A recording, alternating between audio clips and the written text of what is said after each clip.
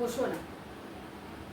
তোমাদের জন্য প্রত্যেকবারই যখন আমি ভিডিও তৈরি করি, সেই ভিডিওটি করতে নিজের বুদ্ধি, নিজের এনার্জি সব কিছুই কিন্তু আমি এই একটি ভিডিওর মধ্যে আমি সেটাকে কি বলবো দিয়ে দিই, এবং এইটুকু এক্সপেকটেশন রাখি তোমাদের সকলের কাছ থেকে যে তোমরা প্রত্যেকে সেই ভিডিওটি ফার্স্ট টু লাস্ট দেখবে। যখন আমিও তোমাদেরকে কিছু দিচ্ছি বা আমার কষ্টটাকে আমি সেখানেই সার্থক বলে মনে করছি যখন তোমরা একটি ভিডিওকে সম্পূর্ণ দেখছো। একটা ভিডিও যদি স্কিপ করে করে দেখো না, তোমরা উপকৃত হবে সেই ভিডিওটা থেকে, না আমার কষ্টটা সার্থক হবে। তাই ইংলিশ শিখে নিজেরা উপকৃত হতে চাইবে এবং আমার কষ্টটাও যাতে সার্থক হয় আমি সেটাও চাই, যাতে আমার জ্ঞানটা তোমাদের কাজে লাগে সেটাও আমি অবশ্যই চাই। তাই নিজেদের কষ্ট বা নিজেরা শিখে উপকৃত হলে সেটা আমাকে অবশ্যই কমেন্ট সেকশনে জানাও, কিন্তু একটা কিছু শিখতে গেলে সেটা প্রথম থেকে শেষ অবধি জানতে হয়, স্কিপ করে বেরিয়ে যেতে নেই। যারা এই ভিডিওটি দেখছো না কেন, প্রথম থেকে শেষ অবধি দেখো। Hello my lovely students, welcome back to my channel Pratik e-learning school, where learning is a beautiful journey. If you are new to this channel, then don't forget to subscribe my channel.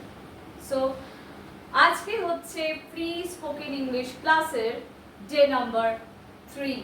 So are you excited for today's class? Let's get started. তাহলে চলো আজকে আমরা শিখে নেব two words structure with examples. দেখো এখানে দুখানা structure আমি লিখে রেখেছি।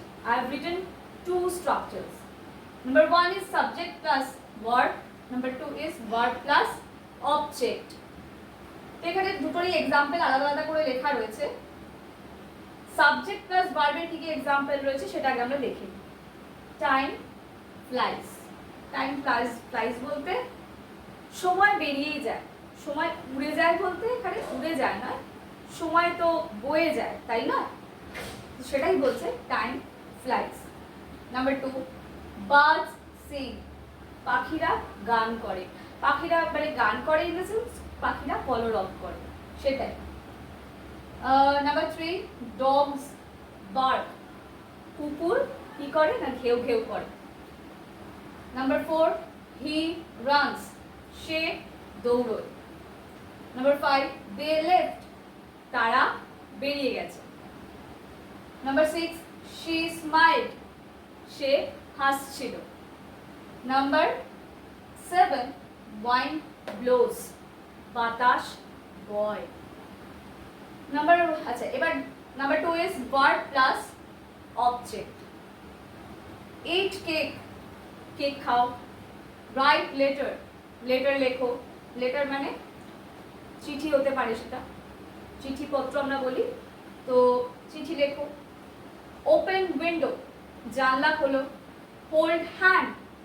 হাত ধরো। Paint wall. কি বলছে দেওয়াল রং করো। Wash car. গাড়ি পরিষ্কার করো। Catch ball. বলটা ধরো। এই হলো two words structure with some examples. I hope you guys have understood these two structures as well as these examples. These are so simple, okay? It's just like a piece of cake.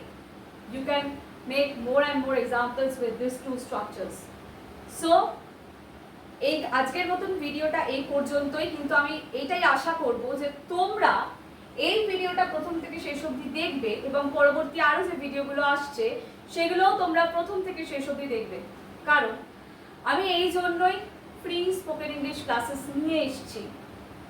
এরকম অনেক মানুষ রয়েছে যাদের পক্ষে paid English class করতে অসুবিধা হয়, যাদের ক্ষেত্রে হয়তো এই ইউটিউবটাই সম্বল ইংলিশ শেখার জন্য।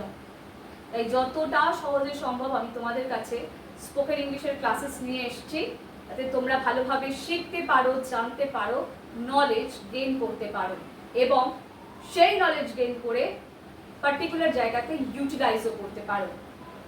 তাহলে আজকের মতন এই পর্যন্তই। Make more examples with this two structures. তাহলে দেখা হচ্ছে আবার পরবর্তী ভিডিওতে। ততক্ষণের জন্য ইংলিশ প্র্যাকটিস করতে থাকুন।